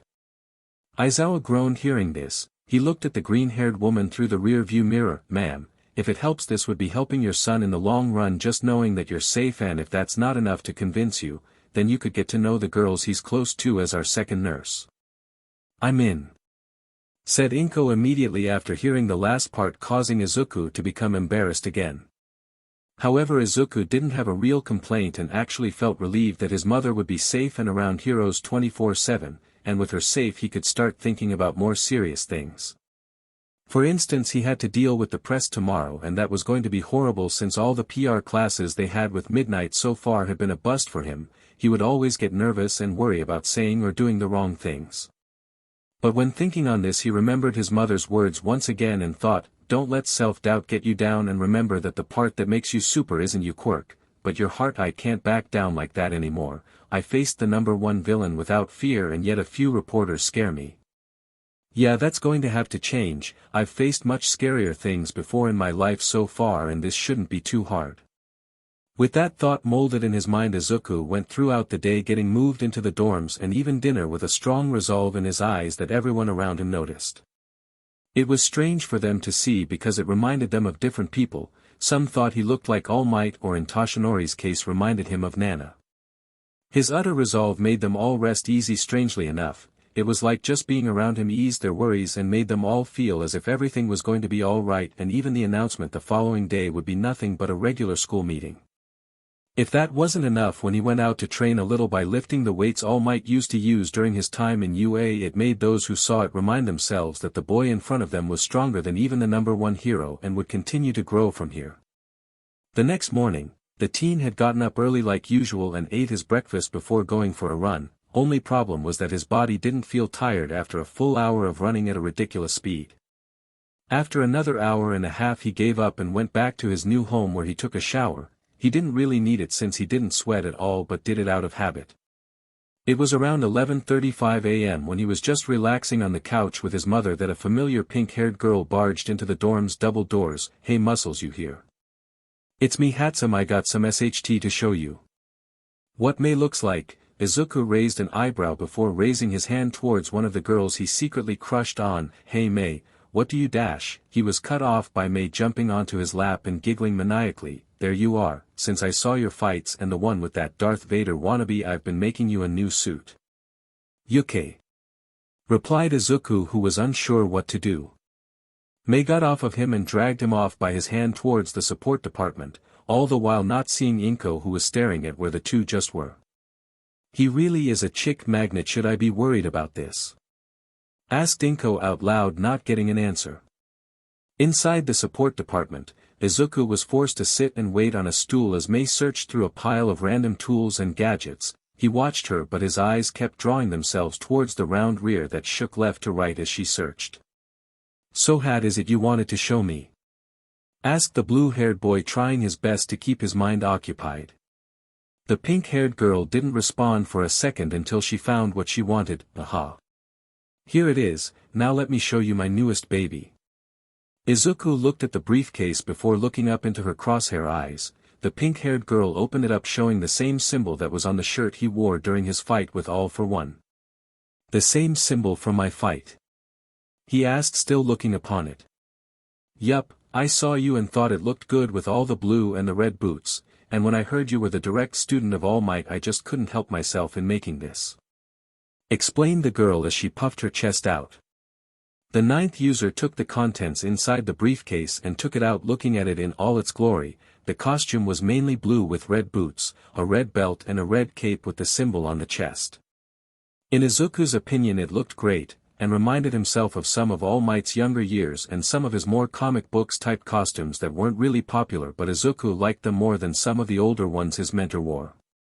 Turning to May, he could see her drooling with anticipation. Not wanting to let her down, he used his super speed to change and in an instant was wearing the hero costume. It showed off his muscles a bit more than he wanted, but it was super comfortable, and from the way May looked at him he could tell girls would like it a lot more than he was comfortable with. May, you alright? He asked with a slight blush. May Hatsum, the exuberant girl she was, did the unthinkable. She had launched herself at the boy and wrapped her arms and legs around his torso, and the only thing that kept him from falling over was his super strength. You look awesome! Exclaimed the girl loudly as she looked up from where her face was pressed against his chest. Izuku could just chuckle at her. Yeah, you did a pretty good job, but why make me a new suit when I already have my green one? May rolled her eyes hearing this, because that thing was too small from how much you've grown. And besides, if you're All Might's successor, then you're gonna need to at least have a little homage to him, and that thing looks tacky compared to my baby. I mean, I guess that makes sense, and my old costume was more for practicality than looks. But with my newly gained invulnerability, all the padding and bracers wouldn't be needed, and taking all that away would just leave me in a green jumpsuit, making me look more like an electrician than a hero. explained the teen. May just nodded her head, yup, and with this suit you could easily wear it under your clothes. Like in the comics, no need to go home and change when you got it on you already. And I used an old clothing mixture from All Might's beginning suits during his time at UA so you won't go naked in front of the cameras again from being on fire. I guess that makes sense and would be really useful, he said while rubbing his chin. It was right then that his phone rang and he picked it up with May still attached to his body, but he didn't seem to notice. Hello. The voice of the principal came through the phone, speaking in his usual cheerful voice. Midoriya, it's almost time for the announcement. You're required to come to the front, and when you get here we'll debrief you on what to saw and act. Izuku replied back, yes sir, I'll be there quickly, just give me a moment. He hung up after hearing his principal say goodbye and looked down to his chest to see May asleep. Apparently she did another all-nighter from how he just noticed the marks under her eyes. Smiling at the girl, he separated her from his body and placed her down on the couch specifically reserved for her since Power Loader kept finding her passed out at her desk. He took out a blanket from the side and covered her before he left. If only he knew that she had been awake and just pretended to be asleep so he would dot on her. It was something she started doing whenever she was sleepy and Izuku was around. She didn't understand why she did it though. I feel so strange when Muscles treats me like that. I should ask Midnight Sensei when I get the chance for advice. She thought to herself before going to sleep for real this time. Chapter 3 Finishi Chapter 4, Press Conference and Catfish. Izuku made his way towards the front entrance of UA until he froze in place, realizing his stupidity. How could I forget to get changed back? Oh well, I can just go and get my clothes really quick. Using his super speed he ran back to the studio, grabbing his clothes and putting them on over his costume like May instructed. To his surprise it was concealed very well and didn't feel uncomfortable to him at all. May never fails to impress. But I gotta go, maybe I'll buy May lunch as a thank you, Izuku said before running off towards the entrance. In another blur he made it back to where he was before and walked the rest of the way until he was met with Nizu and a woman to his side. Hello Nizu sir, and to you too ma'am. Nizu smiled with the woman doing the same. Nice to see you again Midoriya. As you can see, this is the president of the Public Safety Commission Mikima, and she would like a word with you. What Mikima looks like? Hello, as you've been told I am Mikima, no last name, so just Mikima is fine. And I would like to say I and the President of Japan would like to give you our thanks for your intervention the other day, and you will not be in trouble for doing the right thing. Izuku was rather bashful as he replied, it was nothing really, I just did what I thought was right and I couldn't very well stand still when knowing I could help. Smiling, Mikima gave a nod. That's understandable, but what you did goes beyond doing the right thing. You risked your life for those of others, and that can't be taken lightly. Therefore any laws you broke by fighting have been ignored, but you will be given a warning not to do hero work without your license, but from your previous encounters with villains I'd say that warning won't be paid that much attention to. Izuku grimaced, yeah, my luck isn't exactly what we would call good. But I guess having a great school and amazing friends outweighs the bad. The two adults chuckled at this and proceeded to explain what they would be doing. Izuku didn't have much to do in this press conference other than sit for the whole thing until the end where the reporters could ask him questions. Izuku was a little worried about that last part, but like he promised himself, he'd stand tall and take anything that came his way no matter how embarrassed or scared he felt. So with his will strengthened he agreed and walked out with Nizu and Mikima. They walked to the center of the podium table where Aizawa and Toshinori were standing, all the while the reporters murmured amongst themselves. Many flashes of lights went off from the cameras taking pictures of Izuku, making him feel like dying inside but keeping his strong face on to hide those emotions. Ignoring those lights for now, Izuku gave his mentor a smile and got one in return. They all sat down and Nizu started the meeting off with explaining most of what happened leading up to the fight between Toshinori and All for One. It took a little bit, but after that was done Nizu went on to explain how Izuku and Toshinori met over a year ago and helped train him, how Izuku cleaned up the Takoba Municipal Beach Park to train, and how on the last day when the entrance exam was held Toshinori passed on his quirk. At hearing the last part the reporters went into a frenzy, but with a glare from Aizawa they all stopped but kept their intense stares on Izuku and Toshinori. Nizu, seeing he could continue speaking, explained fully the backstory behind One for All and how it can no longer be passed on. A few in the crowd didn't believe it, but All Might went over the known predecessors and how he was now quirkless like the day he was born, and any test they did on him would show so, and that through testing they count contest to Izuku not having the passing part of the quirk anymore. It was a tough pill to swallow, but a reporter Izuku remembered from the day before stood and spoke. Then if it can't be passed on anymore, does that mean Izuku Midoriya will be the last of the line of users of this one for all? And if so, how strong do you believe he can become? Toshinori smiled proudly as he proclaimed, the power of one for all becomes stronger as it gets passed down, so each successor will become stronger than the previous holder. In other words, Izuku my boy will become stronger than I could ever be, and with how the quirk evolved after the camp attack he has awakened other powers which are all incredibly powerful. The reporter known as Chitose hummed at this while writing something down. She sat down, but in her mind she was grimacing. SHT, this will not go well for the Meta Liberation Army unless... The woman stayed silent as a few more questions were asked and Nizu started to explain more on the dorms and how Izuku's vigilante acts were dismissed by saving their number one hero and defeating a strong villain that would have killed hundreds if not thousands if he wasn't taken down. With that said, some asked if it was appropriate to allow him to go against the law even if he ended up doing good in the end. Putting it in consideration was the debate of do the cost justify the means, and in this case do the laws being broken constitute being ignored just because All Might was saved and a string villain was defeated. In all, it came down to the Public Safety Commission president to step forward, now I believe as the one in charge of keeping the order and rules for our Japan's hero society, that I would have authority over such a decision.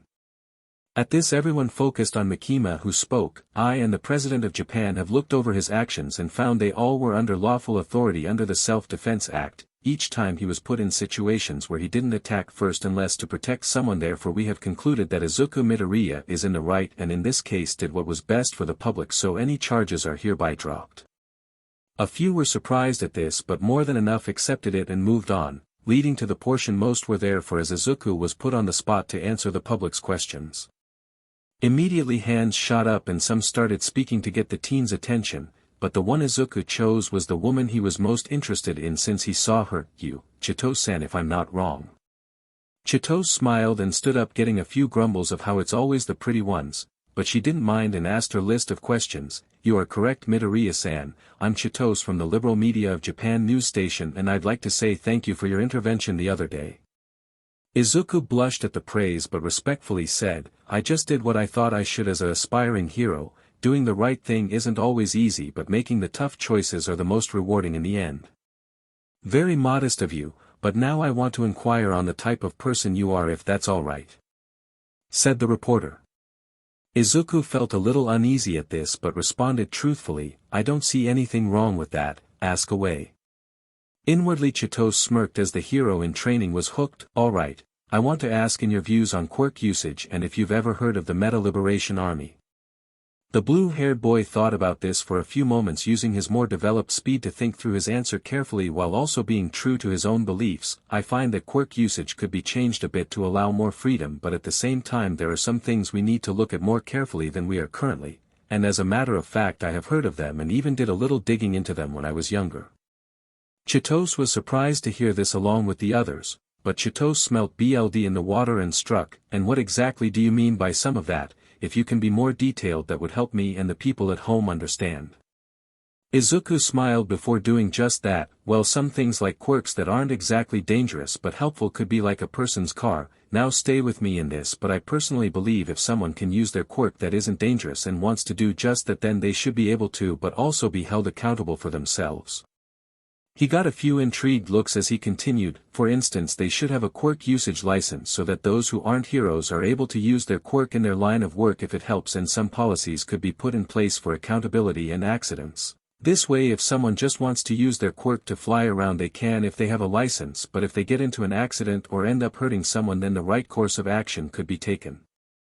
Upon finishing what he believed to be asked of him, he started to explain the last part. I did research on the Meta Liberation Army when I was younger after hearing about them from a couple teachers. I researched the founder and his beliefs and how since his first proclamation for freedom for those with quirks, and how that proclamation of freedom has been twisted so people who want to use their quirks with no repercussions and instill sense of superiority depending on how strong someone's quirk was. In all, I'm disappointed in how the Meta Liberation Army has evolved into what it is today. Chitose became angry, but a good amount of what Izuku had said wasn't exactly wrong, so she didn't attack him on it and kept her cool. All of your ideas are interesting, but what do you mean by what it is today? Do you believe the Meta Liberation Army is still active after all these years? Izuku sighed before looking at her with a stern gaze. Yes, it's very much still active. After all, in my search of answers to who they were, I joined an online group chain I found from an encrypted flyer online. I went down the rabbit hole, and using a few skills I gained of programming and hacking, I was able to get into the server holding some key members of the organization, and I now remember where I've seen you before. Clothed reporter woman started to sweat. And where would that be from? Leaning forward with his hands crossed over each other, he spoke sternly. Why, my Lady Blue Rose, I didn't expect to actually meet you in person, but that begs the question, do you recognize me? There was a long silence before Chitosa's eyes went wide. Why you? Izuku smiled. Yup, gotta say, role-playing as an adult male and even flirting with you for information was nice, but the pictures and videos you sent me were quite the reward in and of itself. Sputtering, Chitosa's face went purple from her skin color forming a blush. I sent all those pics and vids to a kid. Izuku just chuckled. Sorry about that, but then again, I'm of legal age for Japan, so maybe we can have a date as an apology. Chitose blushed harder before sitting down and covering her face with her notebook, trying to ignore the look she was getting. Izuku, however, paled on the inside. Why did I say that?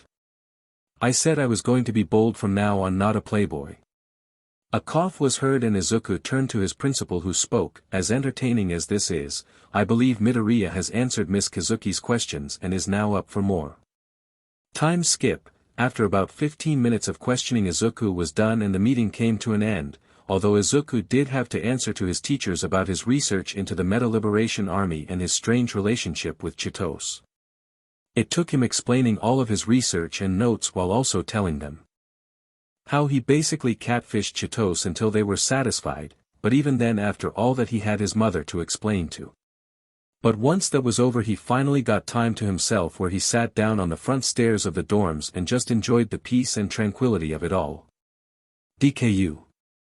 Shouted a very familiar blonde. Why can't I ever just relax? Complained the blue-haired teen as he turned to see his classmates arriving with their stuff. Hey guys, good to see you, but aren't you a little early?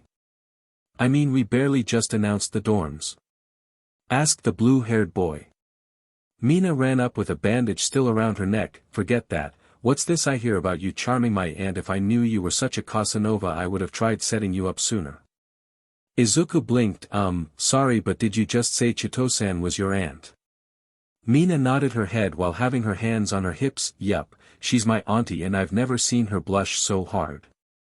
I made sure to get pics to blackmail her into buying stuff for me. Everyone just sweat dropped at this but turned back to Izuku. To their surprise, he was barely blushing, but what was more odd was how he looked at Mina. Now a couple of her stories about a rambunctious niece make more sense. Did you really have braces when you were younger? The pink-skinned girl paled fast before shakily looking at Izuku. Why you? How do you know that, and what else did she tell you? Izuku smiled innocently but with a dark aura around him. Oh, I know quite a bit, but I'll keep that secret for now as blackmail of my own, so let's drop this talk about me and Kazuki-chan.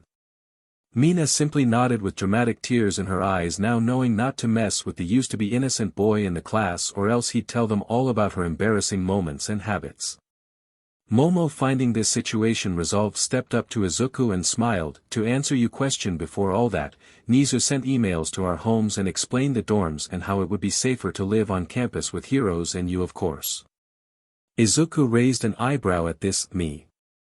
Kyoka rolled her eyes. Duh, you're the student of All Might and can kick the butt of the villain who defeated said #1 hero. Who else would someone feel safe with if not you? That makes a little too much sense. I just wish Nizu didn't make me into a arguing point for the dorm plan. Said the boy with a deadpanned expression. Bakugu just scoffed. Quit getting but hurt and help us move in, you tall F. Izuku turned and gasped. Did the Katsuki Bakugu just ask me for help? Are you an alien or something that took Bakugu's place? The blonde boy's eyes burned in fury, but a hand taking his made him relax. Kirishima smiled at his newly acquired boyfriend before turning to Izuku and said, Don't worry about it, Midobro, since I started dating him the other day he's chilled out a bit. Izuku just gave a soft hum, didn't expect that, but I am happy for you too, and anyway I'll show you inside and to your room since Aizawa gave me your guys' room placements, which now that I think about it was him pushing his work onto me. And so he did, he showed each of them their room and found that he was in between both Kyoka and Momo. He had a feeling that was Nizu's doing, but after finishing up he realized it was definitely Nizu's work since he was the only male student on the third floor. But then again that meant he could be around his crushes, so it was probably more of a blessing than anything, and probably just Nizu stirring trouble and drama to entertain himself. This was accented by him getting a text from the rat god stating that his thoughts were indeed right and to enjoy his youth. Wasn't sure about that last part but shrugged it off as he went down to the common room to see his mother talking with Sato about baking recipes. He smiled at the sight and went to the couch to sit down and relax as much as he could until school started back up, so he sat and watched TV until dinner time where he helped his mother cook and ate with his friends. It was a pretty regular day besides the whole press conference that afternoon, and when he went to bed he had a small talk with the other users of One for All. Inside One for All, go fish, said Nana, making Banjo grumble. Banjo looked at his cards again while rubbing his chin. What about 6? Nana smirked. Go fish. Banjo grew a tick mark and threw his cards. F this game. How can you not have any of the cards I have? That's literally impossible. The black-haired woman merely shrugged. Ain't my fault you suck at this game, and besides it's about time the 9th gets here. At that moment Izuku fell from the sky and landed face first on the concrete platform. Nana smiled at this and pointed over her shoulder. See? Got impeccable timing for stuff like this. Banjo just huffed and crossed his arms. Fine, whatever, let's go talk to the kid. After standing up and walking away, Nana smirked, letting some cards out from under her gloves and thinking, God, I love messing with that idiot, he still hasn't caught on to me cheating during our card games after more than a decade. She took her winnings of junk food and went over towards Izuku, who had started talking with Yoichi about the way the past user's quirks evolved into his new powers, so in other words nerd talk. After a bit of waiting for them to finish talking, which was a while, Nana cleared her throat to gain their attention, which worked as both hero nerds turned to her. Nana rolled her eyes at how similar both were and spoke, so, it comes to my attention you're copying my cape 9th. Izuku blushed at this. No, I'm not, I didn't even choose for May to put a cape on my costume. Nana giggled at him before stopping him from getting more embarrassed. It's fine kid, I know it wasn't your choice, I'm just pulling your leg, but anyway how about we get to training? We didn't exactly get to teach you everything due to how little time we had. The 9th stopped blushing and became serious. Yes Nana-sensei, I'm ready. The other users smiled at this and proceeded to train Izuku to gain more control over his powers. After all, it would suck if he accidentally started breaking things due to not being able to control his strength or his more dangerous abilities. And that's how the rest of the night went, with Izuku gaining more control and finding new tricks to do with his quirks, like his heat vision being able to become a more focused beam or a wide wave of destruction. But it didn't take long for him to say his goodbyes. He stirred awake in his bed and groaned, his eyes blinked tiredly and he sat up from his bed with a yawn. Rubbing his eyes and standing up from the bed, he went and did his morning routine, showered and dressed before he went down to the common room where he saw Momo already awake and reading a book with a warm cup of tea at her side. Smiling fondly, Izuku greeted her. Good morning Momo, are you the only one awake? Momo looked up from her page and smiled. Oh, good morning to you too Izuku, and no, I saw Ida go for his morning run earlier. Izuku hummed at this and went to get some breakfast, which consisted of a few protein bars and a glass of chocolate milk from a hidden stash he had inside the fridge that no one knew about. He went and sat near Momo while eating. So, how have you been since the attack? No nightmares or anything, because I know Tsu said she was having trouble sleeping. Momo bristled a little before replying, I'm having a bit of trouble too actually, but more in the fact I dream back to how I saw you and how broken your body was as you were carried away in a stretcher at camp. Izuku solemnly nodded at this. Sorry, I shouldn't have brought it up, I just wanted to make sure you were doing okay since you're usually not awake this early. Momo sighed and put her book down. It's alright Izuku, I just wish we didn't have to go through all of this, first with the USJ and now the camp, it's all just so much. The 9th understood where she was coming from and in an act of courage reached out and grasped her hand. it made her tense for a moment but soon relaxed and griped his hand back. They stayed like this for a bit but Momo wanted to feel more of the comfort Izuku was giving her, so she scooted closer to him, having their legs rub and their shoulders touch.